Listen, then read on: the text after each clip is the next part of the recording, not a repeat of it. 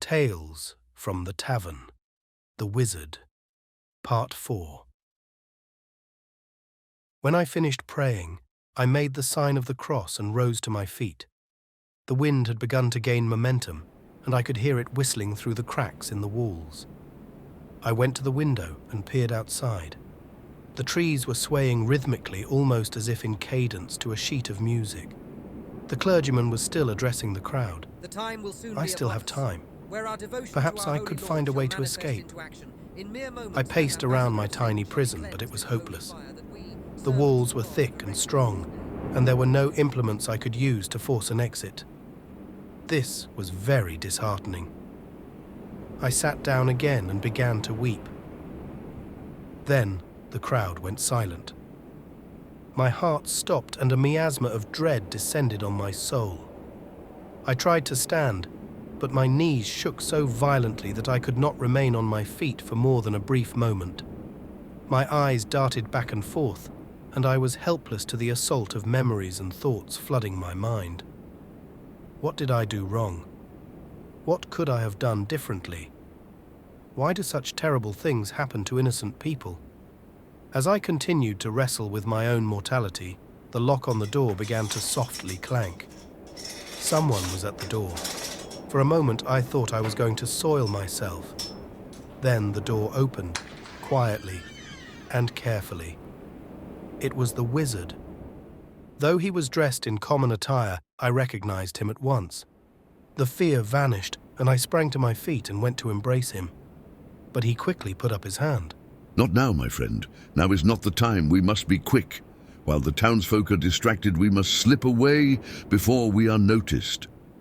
I obeyed without question, and we set off into the night. When we arrived at the wizard's cottage, we shared tea and ale and sat in silence for a time. I sat hunched over in my chair, staring vacantly into my tankard. Then the wizard turned to me with a sidelong glance and said, "They tortured your friends, you know. They resisted for a very long time before they broke. Quite admirable, I should say. Even some of the strongest warriors would have broken sooner than they did. But oh, the benevolent church has many cruel and imaginative ways to obtain information. No matter if it is true or false, you should be lucky to count them as your companions." The wizard sat back in his chair, took a sip of tea and scratched his beard. I gave a silent nod and continued to stare into the tankard. I was thoroughly disgusted at the cruelty man can commit against man. These clergymen, who speak of devils and sorcery, seem to be more devils themselves, if anything. A man, who claims to be a man of God, with one hand brings bread to the poor and the other a dagger for the accused. I looked up and said, "How can the church condone such vile acts against their people? I have done nothing wrong, yet my fate rests in the hands of these wicked men. They offer no evidence of any crime, only the testimonies of paranoid and superstitious men. So tell me, wizard, what is it that drives such men?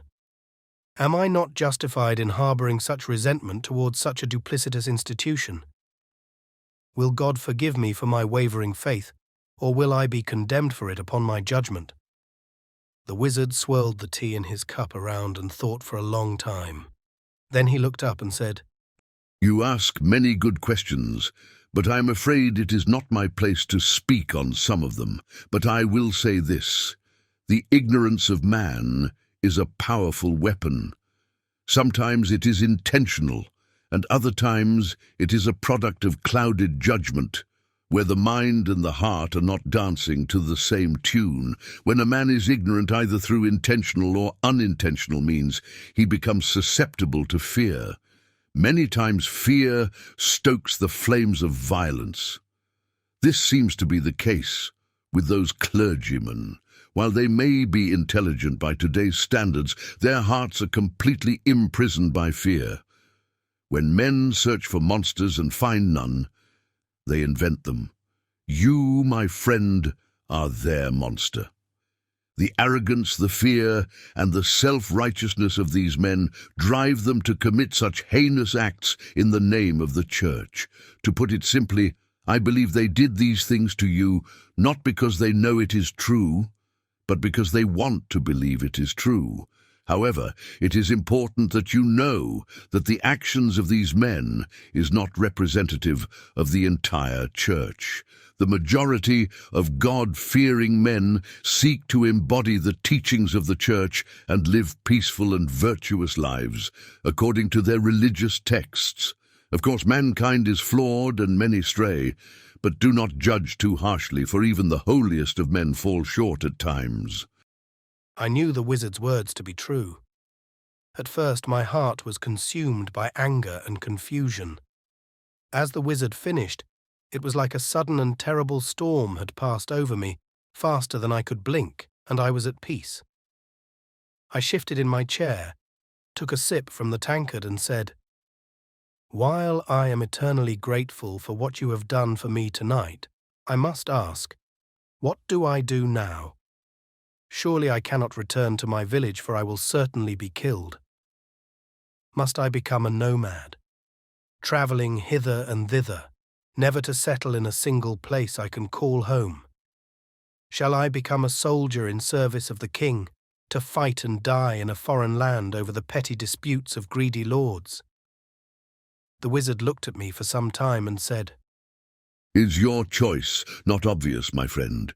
You will stay here for the time being. You cannot return home, for you will indeed be murdered. So for now, you must remain here." The wizard cracked a wry smile and began to laugh most vigorously. The humour was lost on me, and I was not exactly in the mood for a jest. I frowned and drained my tankard. With a dramatic gesture, the wizard threw up his arms and said, "Be at peace, my friend. Be at peace. Let an old man have his fun. This most unfortunate circumstance can be quite fortuitous when you think about it.